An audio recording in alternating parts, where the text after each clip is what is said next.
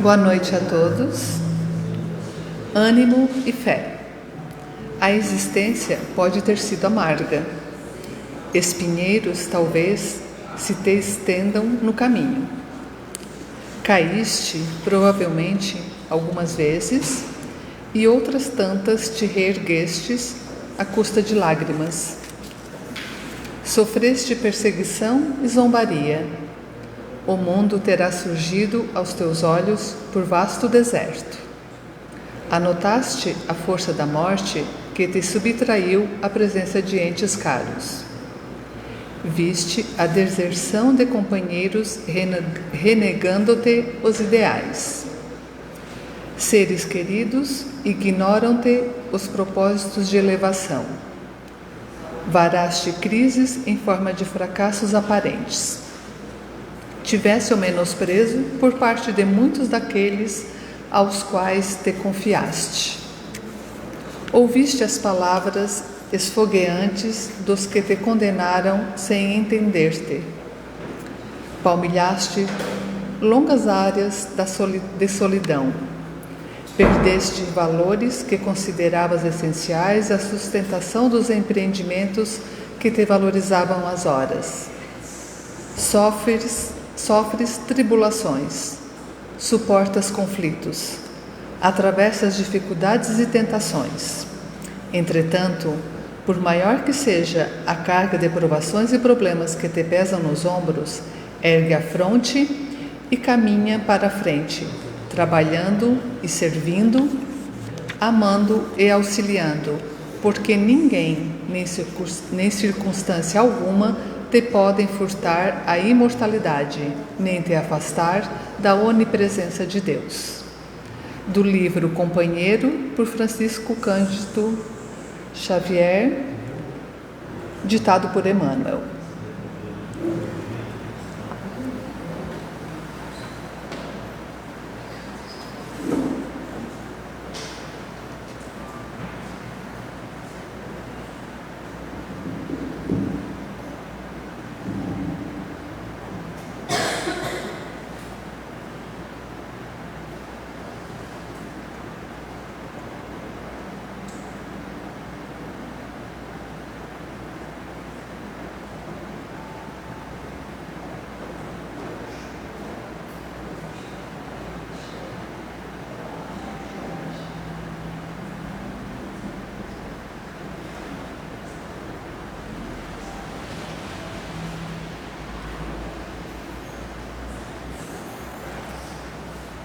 Boa noite a todos, sejam todos bem-vindos à nossa casa e aqueles que estão vindo pela primeira vez, sintam-se abraçados. Senhor, queremos te agradecer por nos permitir, Senhor, de estarmos aqui nesta noite para recebermos tudo aquilo que viemos buscar, que possamos receber, Senhor, toda ajuda, toda luz, todo o entendimento de tudo aquilo, das nossas dúvidas que viemos atrás, procurar entender por tudo aquilo que passamos neste momento. Agradecemos, Senhor Jesus, divino amigo, de todos os tempos, de todas as horas, a luz, o amor, a compreensão desta doutrina maravilhosa, que tudo nos diz, que tudo nos explica. Obrigado, Senhor. Permita que os nossos anjos guardiões estejam sempre ao nosso lado, para nos proteger, para nos guiar sempre no caminho do bem. E assim possamos também mostrar o amor a todos aqueles que nos rodeiam. Muito obrigado, Mestre querido, mais uma vez, por estarmos aqui neste momento, recebendo toda ajuda, todo amor, toda luz que precisamos. E com esta prece, Senhor, nós queremos te agradecer e te pedir a permissão para dar por aberto a palestra da noite de hoje. Que assim seja. Hoje, com nosso irmão Luiz Ribas, do Centro Espírita Consolador Prometido. Muito obrigada, que tenha uma boa palestra.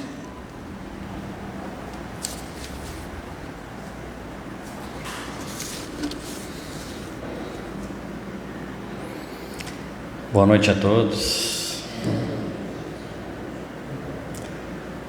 Sempre nos move um sentimento de muita paz, de muita alegria poder compartilhar com os senhores, com as senhoras, esses pequenos momentos de reflexão, de entendimento. Toda vez que eu vou preparar um tema para alguma exposição como esta, eu tenho buscado algumas situações do Chico Xavier. E nessa aqui, eu estava ouvindo uma palestra do Haroldo Dutra Dias, e ele se referiu a uma passagem do Chico, que o Chico estava comprando tomates numa fruteira, e ele escolhia um tomate ruim e um tomate bom, um tomate ruim e um tomate bom. E a pessoa que estava com ele ficou intrigada: mas Chico, por que você está pegando um tomate ruim e um bom? E ele respondeu: porque se eu pegar só os bons, vai ficar só os ruins para os outros.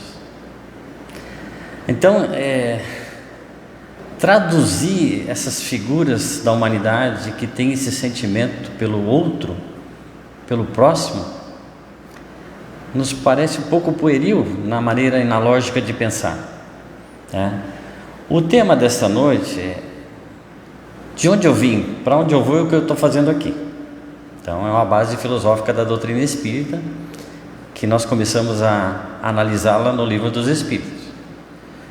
A filosofia nada mais é do que o amor pela sabedoria, e ela surgiu lá no século VII a.C., na Grécia. Então ela vem de muito longe já, e ela vem se aprimorando. Quanto mais nós evoluímos, quanto mais nós pensamos, quanto mais nós adquirimos conhecimento, mais filósofos nós nos tornamos, e mais realistas.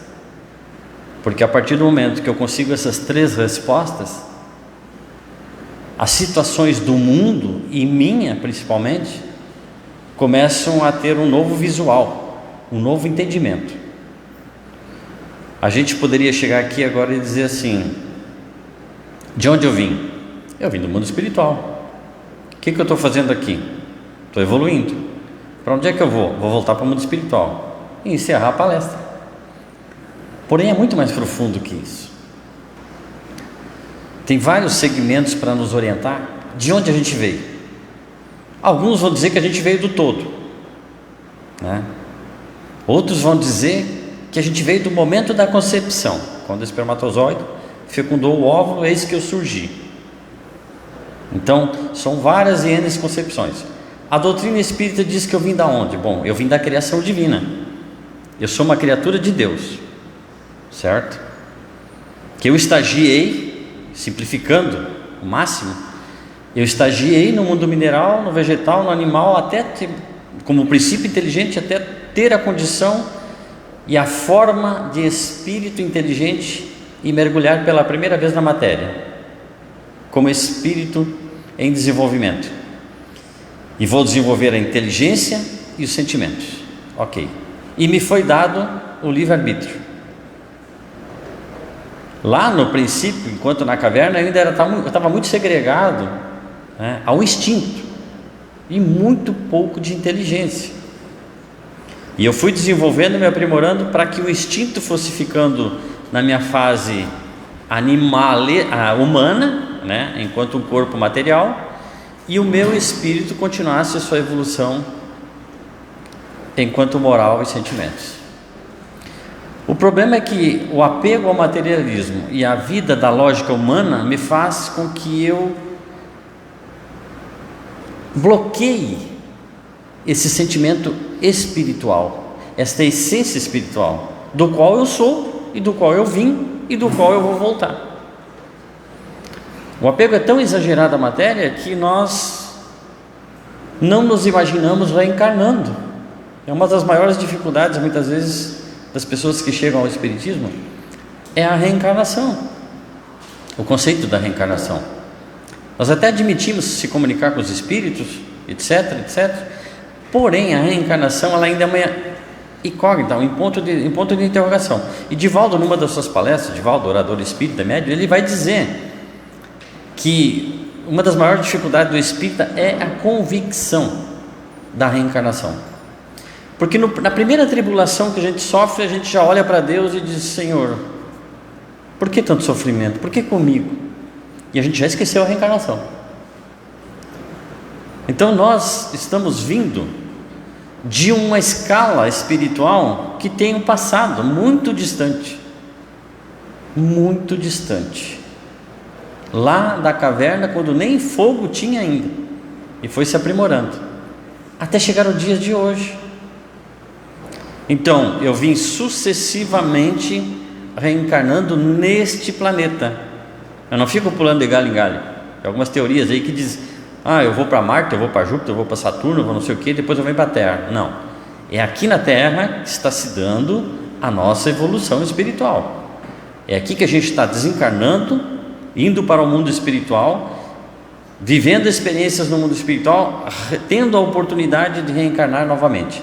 A estimativa é que hoje em torno de 7 bilhões e 800 milhões de reencarnados e mais ou menos 20 bilhões e 200 milhões de desencarnados.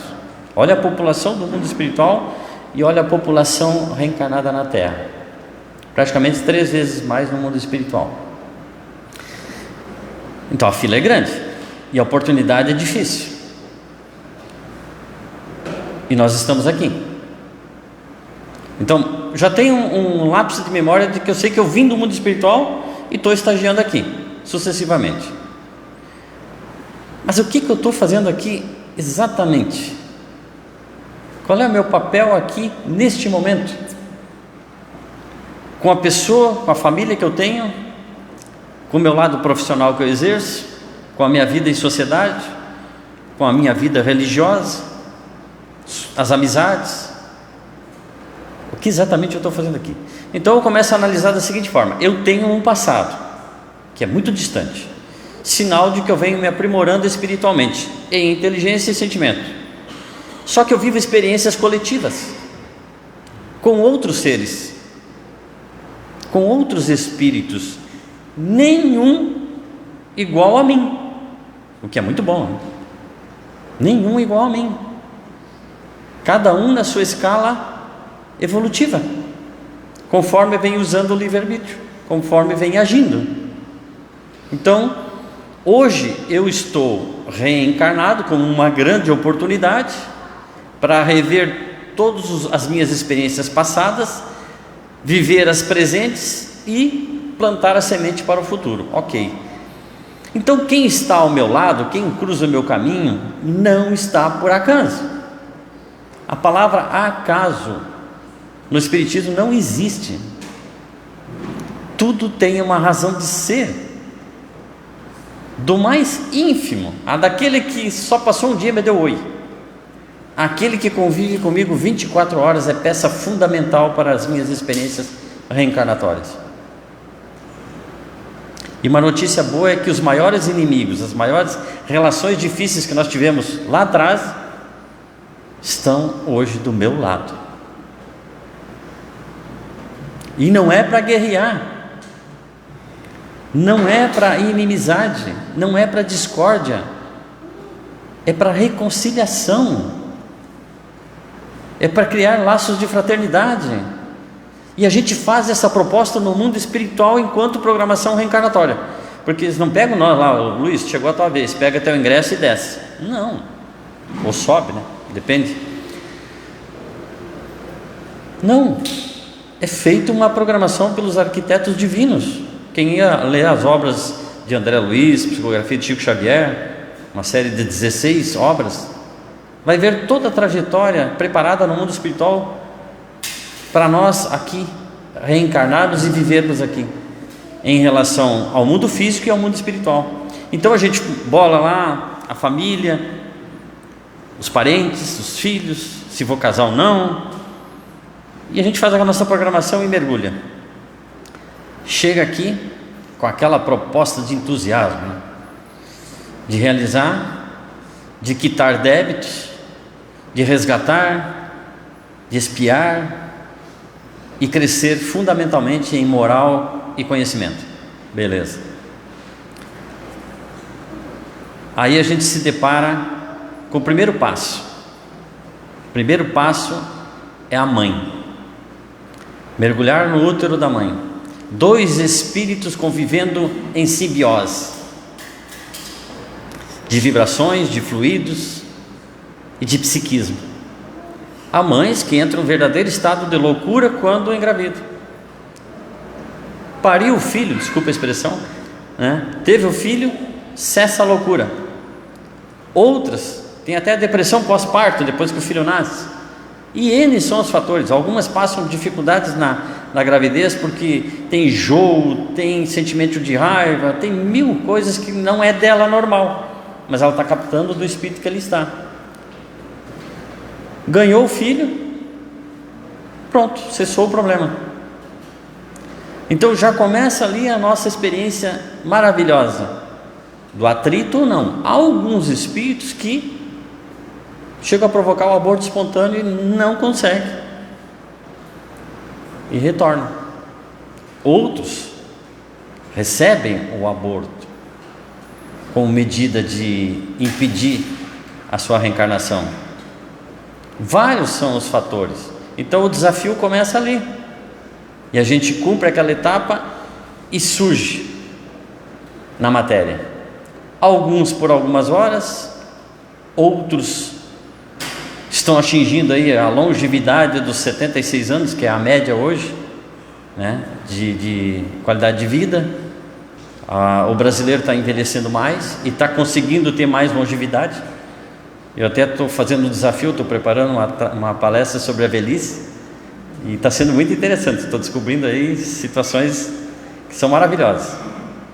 Talvez no próximo encontro a gente traga alguma coisa sobre isso. Então, de onde vim, para onde eu vou, o que estou fazendo aqui tem relação com nascer, viver, morrer, renascer ainda e progredir sempre.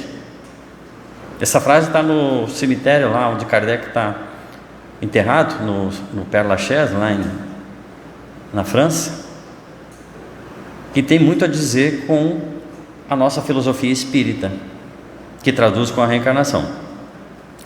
Mas e qual seria o método mais eficaz de eu ser feliz nessa existência e de domar as minhas más tendências? Então eu quero ser feliz e quero dominar aquilo que eu tenho de ruim em mim, imperfeito ainda. E Kardec fez essa pergunta no Livro dos Espíritos, para que os espíritos superiores respondessem, através dos médiuns. E os espíritos responderam. Um sábio da antiguidade já vos disse: conhece-te a ti mesmo. Então é fundamental eu começar a fazer essa autoanálise, de me conhecer. Eu preciso saber que gostos eu tenho, que tendências eu tenho, que impulsos instintivos ainda eu tenho, para começar a trabalhar em mim o que eu quero da vida, o que eu quero para mim como espírito agora, não mais como só corpo, só matéria, não só como ser humano, agora como ser do universo. O que eu quero para mim? O que eu quero desenvolver em mim? Bom, o princípio da evolução já está lá dito pelo Cristo. Para mim atingir a felicidade eu tenho que fazer os outros felizes. Eu não posso amar o próximo sem amar a mim mesmo. Traduzindo, então eu já começo a ter uma autoanálise. Eu preciso primeiro gostar de mim, nem que os outros não gostem, mas eu gosto. E se ninguém me amar, Deus me ama. Peça fundamental. Então eu começo a pegar uma valorização do ser. Eu sou algo bom, mesmo que ninguém goste de mim. Ótimo, mas eu sou algo bom, eu gosto de mim, eu me quero bem. Para mim começar a expandir isso para o outro.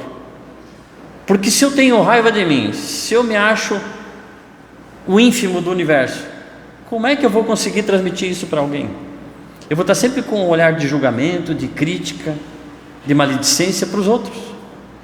Porque, me permite depois um psicólogo me corrigir, mas em psicologia, geralmente, falar mal dos outros é projetar aquilo que você tem dentro de si no outro. As minhas imperfeições eu vejo nos outros e eu critico os outros, mas eu não consigo me enxergar a mim mesmo. Porque é muito mais fácil, né? Então, dentro desta área, eu começo a ter noção. Porque do 0 até os 7 anos, eu coloco para fora, porque eu estou completando a minha reencarnação, eu coloco para fora todas as minhas tendências.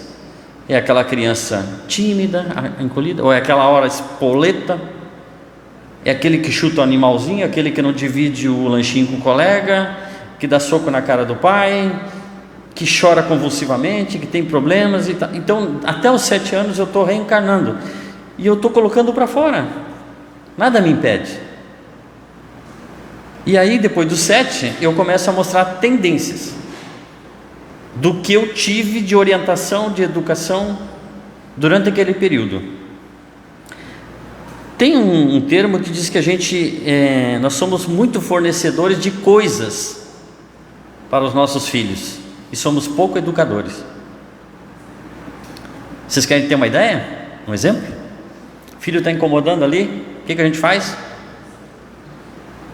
Pega aqui e não me atrapalha.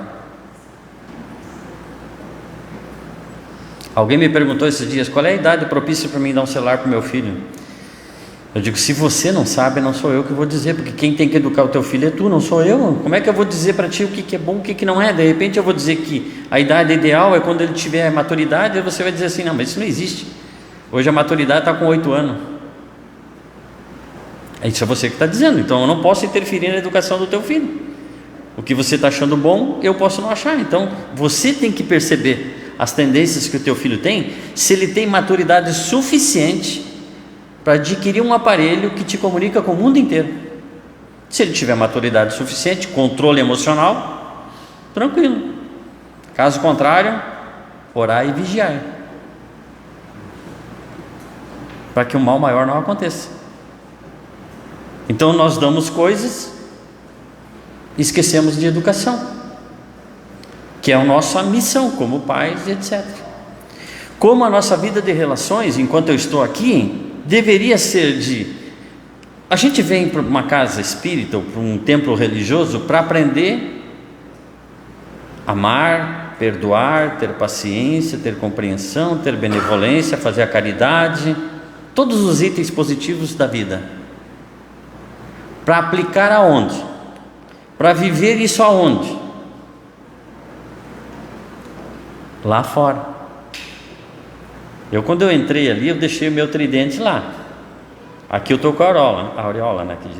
Lá fora ficou, depois que eu sair lá eu pego ele de volta. Porque quando eu chegar lá no mundo lá fora, eu vou ter que viver experiências que muitas vezes eu ainda não consigo aplicar o que eu aprendi aqui dentro, que é a maior dificuldade que a gente tem. Porque conhecimento nós já temos bastante e estamos adquirindo muito mais.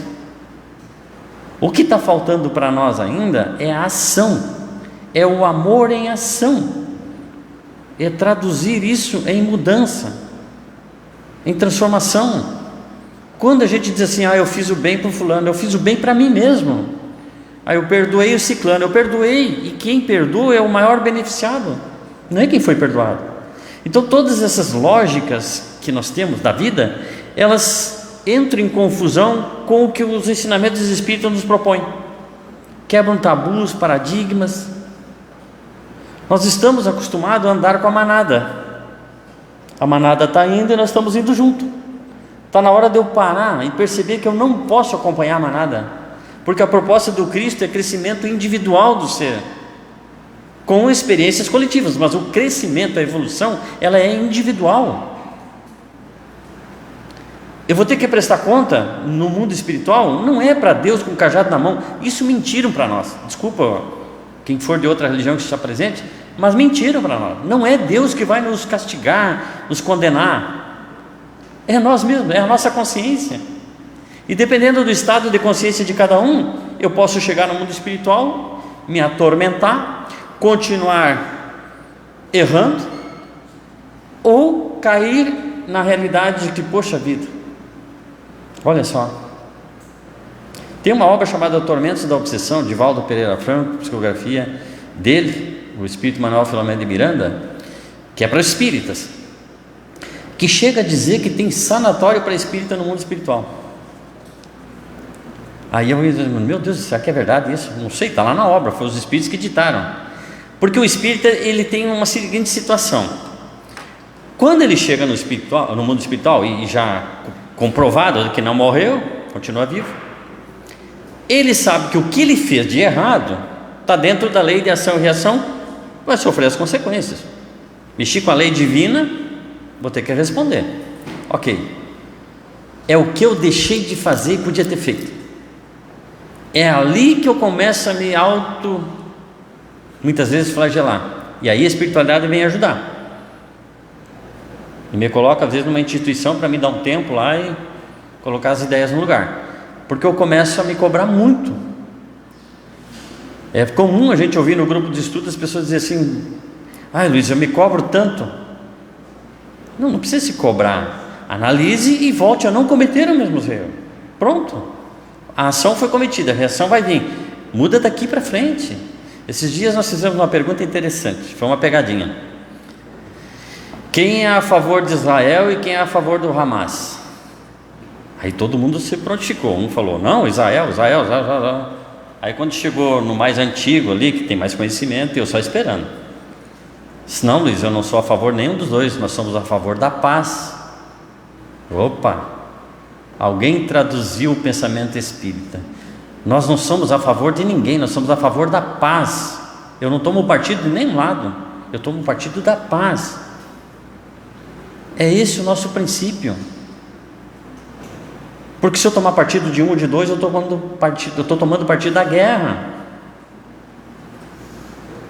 Então esses conceitos a gente vai aprendendo com calma, abrindo o coração e a mente, e causando aqui dentro uma transformação, que não vai ser do dia para a noite, não vai ser nesta reencarnação, mas eu vou sair daqui um pouquinho melhor do que quando eu mergulhei.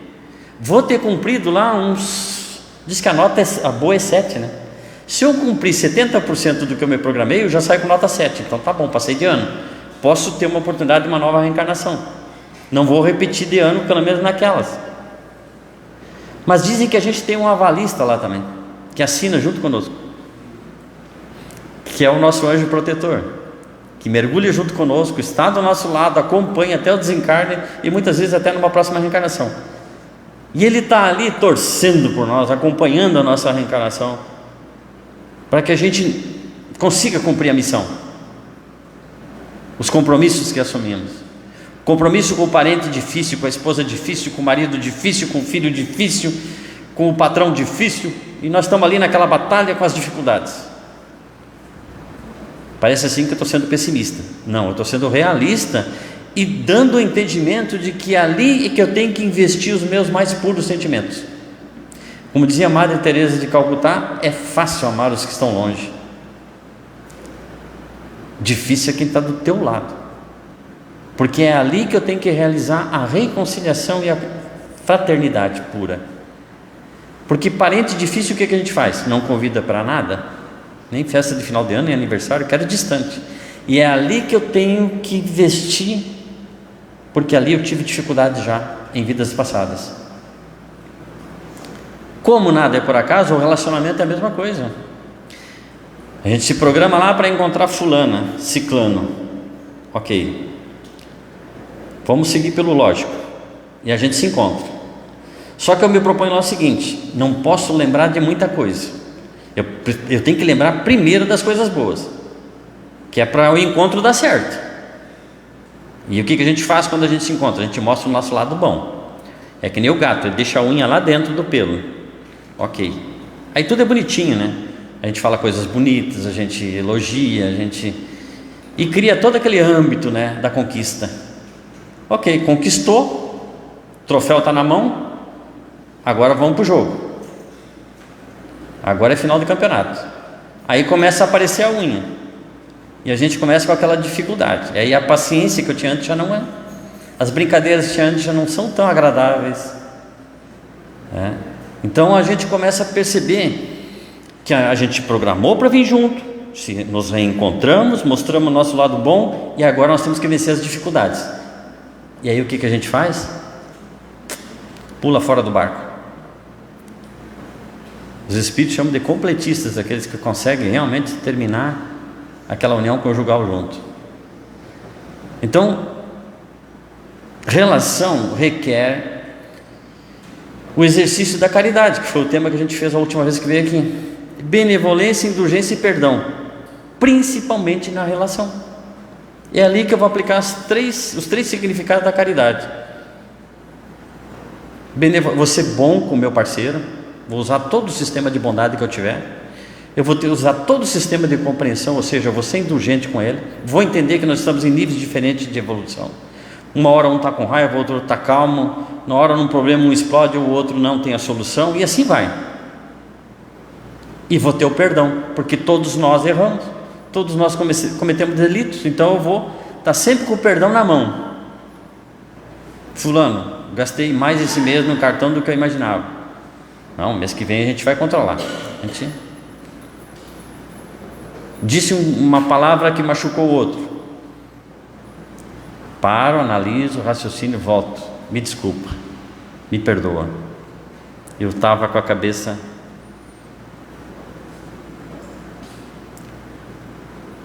É comum, um determinado tempo de relacionamento, as pessoas não perguntarem umas mais para as outras: como você está hoje?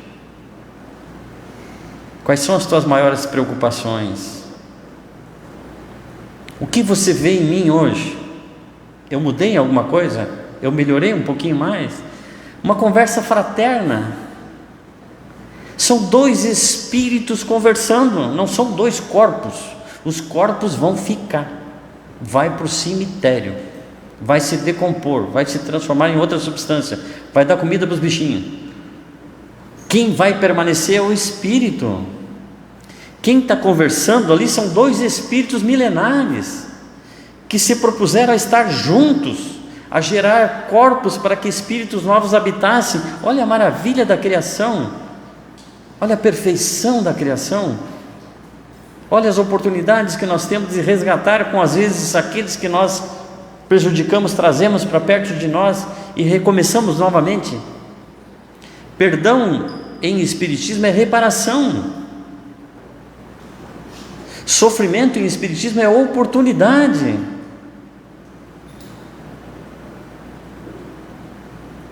Esses dias eu tive a oportunidade, a mãe de um rapaz, uma conhecida minha, parente da minha ex-mulher, ela tem um filho com 30 e poucos anos e ele está com aquela doença de degeneração, está encolhendo, perdendo as forças, parando os órgãos, E ela me ligou: Luiz, você podia pegar ele e dar uma volta de carro com ela? Fiquei super feliz, porque eu tenho eu chamo de menino, mas já está com 36 anos, que ele é completamente dependente, então eu já estou acostumado a lidar com pessoas que não têm capacidade, que dependem para comer, para fazer necessidade, enfim, que vivem na cama e na cadeira. E eu fui, coloquei ele no carro, andei com ele, ele já está numa situação bem difícil, dá a impressão que ele não entende mais nada, magérrimo, os ossos já estão quase furando o couro, enfim. Andei com ele bastante e tal. Aí quando eu fui entregar ela de volta para a mãe dele, ela disse para mim: eu até estou tentando dar para ele alguma situação boa, porque ele já não entende mais nada. Eu digo assim: olha, tem um espírito dentro desse corpo, e eu acho que ele entende. Peguei na mão dele e disse assim: se tu estiver entendendo, aperta. E ele apertou. Então, às vezes, a gente acha muita coisa e sabe muito pouco em relação ao sentimento do outro. Às vezes a gente acha que é psicólogo, psicanalista, analista, e a pessoa está deixando a evidência de que está numa situação difícil, que está num momento em que ela precisa de atenção, de carinho, de uma palavra amiga, e a gente não dá bola, a gente tem muito mais coisa para fazer. E o nosso tempo aqui, ele é programado também. Eu não sei se não é amanhã que eu vou. Tem até alguns filmezinhos bonitos no YouTube ali, né? Tem um japonês, se eu não me engano, que ele briga com o filho e se arrepende, mas não dá tempo de pedir perdão, o guri se acidenta, morre e ele fica com aquele sentimento, né? E isso é uma realidade. Às vezes a gente desencarna e não percebe, porque a maior admiração que eu tive não é dele, da expiação que ele está tendo, é da mãe que teve um filho com 36 anos que está retornando, porque o meu ainda nasceu com o problema, mas o dela não. Ele estava lá na frente e foi reduzindo, e ela ali firme emocionalmente, fisicamente, cuidando. Por uma mãe, quem é mãe aqui sabe o que eu estou falando, de ver o seu filho desaparecendo, sumindo. Mas a fé dela é tão grande, o amor é tão grande, que ela não quer saber se é difícil, o que vai acontecer. Quando acontecer, que aconteça. Aquele momento é o ímpar, ela ainda tem ele nos braços, ainda é o filho que está nos seus braços, e isso é admirável, porque as estatísticas hoje são alarmantes. Para os senhores terem uma ideia, nós temos 1 bilhão de transtornos mentais no mundo, 478 milhões de depressivos, 342 com ansiedade, e os outros tanto com síndrome do pânico, insônia. Quem está doente é o corpo ou é a alma? Há que se fazer uma análise, né? Quem está doente é o corpo ou é a alma? Quem está precisando de mais tratamento é o corpo ou é a alma? Se nós fôssemos responder, diríamos os dois, principalmente a alma, porque o corpo só adoece quando o espírito está doente, reflete no corpo físico, exceções as doenças expiatórias de reencarnações passadas, mas o desequilíbrio mental desequilibra o corpo e causa doença. Então o que eu estou fazendo aqui? Eu estou aqui vivendo as experiências do passado, somadas às do presente, e aí eu vou ditar o meu futuro, porque todos os resultados do que está acontecendo hoje, amanhã, depois de amanhã, irão sendo repassados. É por isso que quando naquela metáfora que a gente diz assim, faz o bem, porque o bem ele vai ser bom para ti hoje e vai amanhã, e vai te galgar, te empurrar e te impulsionar para frente. Esse é o sentido verdadeiro do bem. Então a gente vai galgando essas etapas pouco a pouco, passo a passo, para cada vez mais nós nos melhorarmos.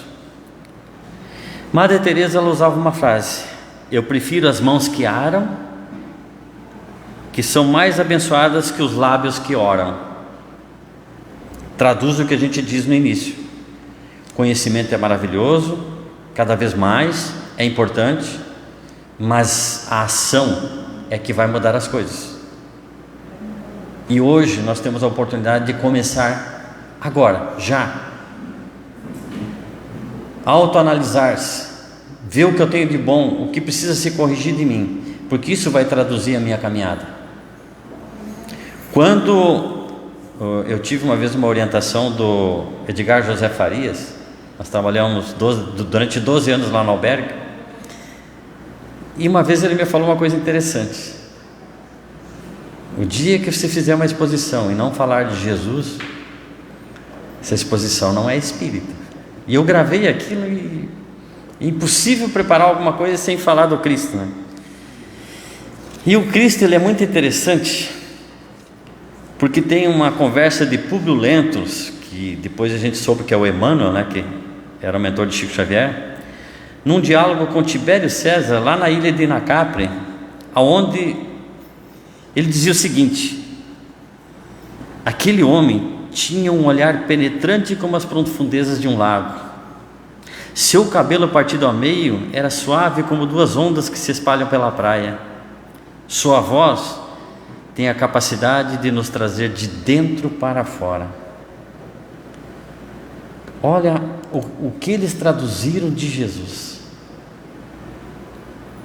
Ontem no estudo alguém disse assim, eu queria ter um manual, Luiz, para mim ficar bom, melhor do que eu sou. Tu pega o Evangelho, quer um manual para se tornar um homem de bem? Pega o Evangelho. Só que é muito simplório, pega o Evangelho. Mas o que o Evangelho ensina então? Ele ensina o caminho do bem. Perdão, paciência, benevolência, etc, etc, etc. Está lá no Evangelho. Então nós temos um manual. Só que o que a gente faz quando a gente compra um aparelho com um manual? A gente aprende a ligar, desligar as funções básicas. O resto, a gente não usa 60% do aparelho. Então nós não usamos 60% do Evangelho. A gente pega o básico, aquilo que me satisfaz, aquilo que me convém. O resto eu deixo para outra reencarnação. Está ficando mais difícil. Então, para encerrar, eu gostaria de contar uma história, até fazendo uma homenagem hoje para as mulheres. Os espíritos estão reencarnados na forma feminina. Sinto muito aos machistas, mas nós também teremos que passar pela forma feminina. Vamos sentir a dor do parto. Então, eu pensei assim, como tentar integrar um pensamento de onde eu vim, o que eu estou fazendo aqui, para onde eu vou. Eu acho que no final da história a gente vai conseguir traduzir pelo menos uma parte.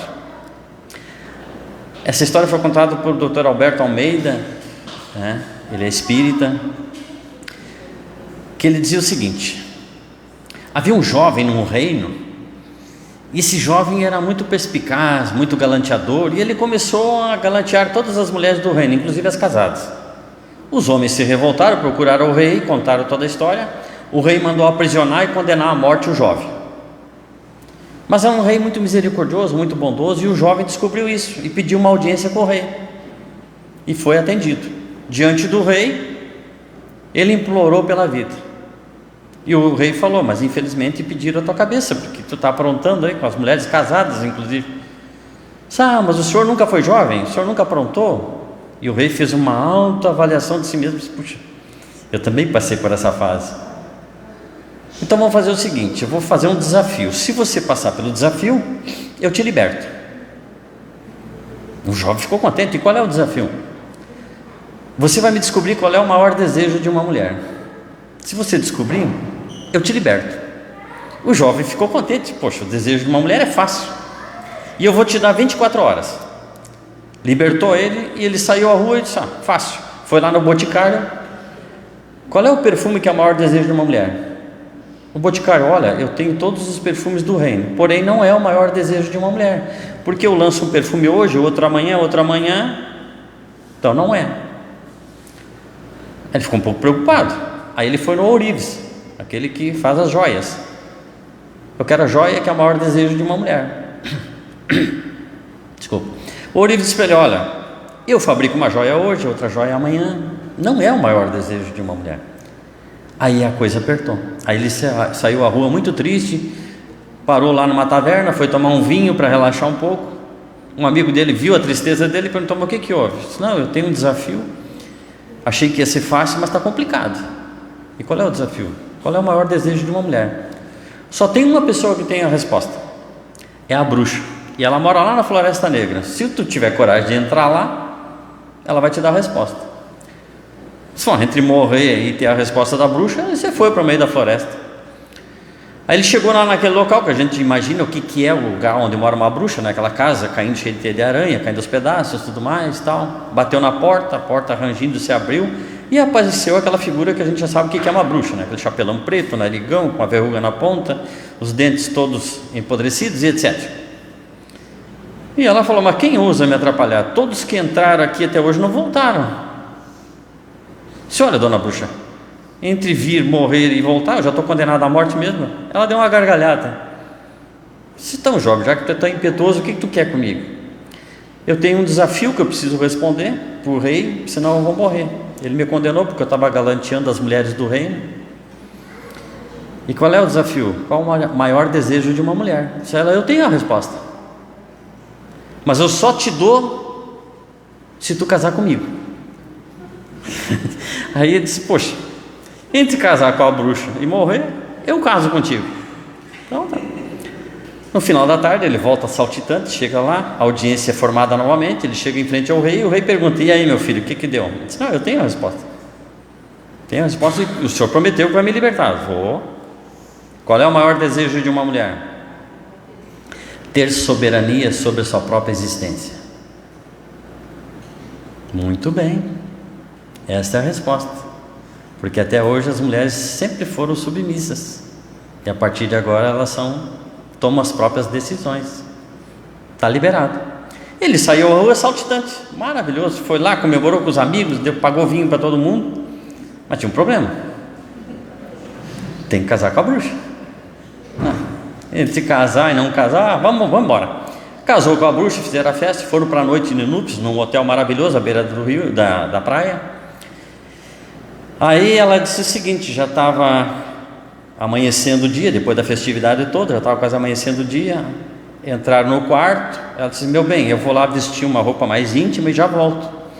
Faça o que você quiser. Deitou-se na cama e teve uma surpresa. Ela voltou, ela era linda, uma musa maravilhosa. Agora eu não entendi mais nada. Isso é que eu esqueci de te falar, que tem momentos do dia em que eu sou bruxa e tem momentos em que eu sou uma musa. O que você prefere mais?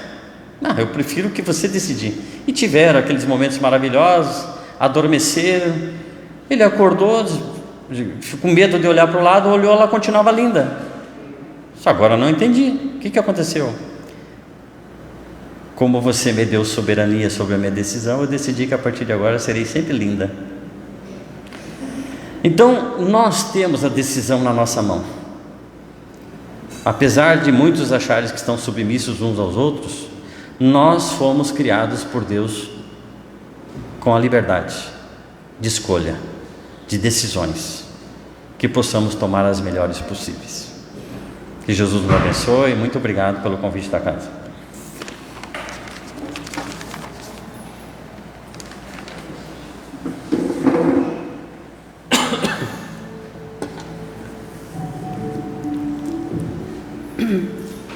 Então, mais uma vez, agradecendo a Deus e a Jesus, com a certeza de, depois dessas palavras, tenho certeza que encontramos aquilo que viemos buscar. Muita paz a todos nós. Muito amor, que Jesus, nosso Mestre Maior, nos dê a proteção, a luz e o amor. Que os nossos anjos guardiões estejam sempre do nosso lado, para nos proteger de todos os perigos, de todos os males.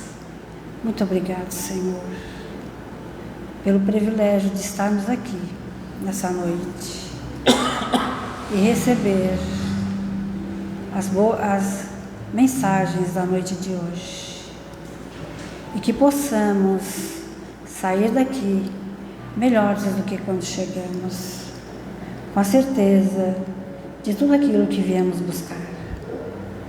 Obrigado. Pai nosso que estás nos céus, santificado seja o vosso nome. Venha a nós o vosso reino. Seja feita a tua vontade, assim na terra como nos céus. O pão nosso de cada dia dai-nos hoje, Senhor. Perdoa, Senhor, as nossas dívidas, à medida que perdoarmos os nossos devedores.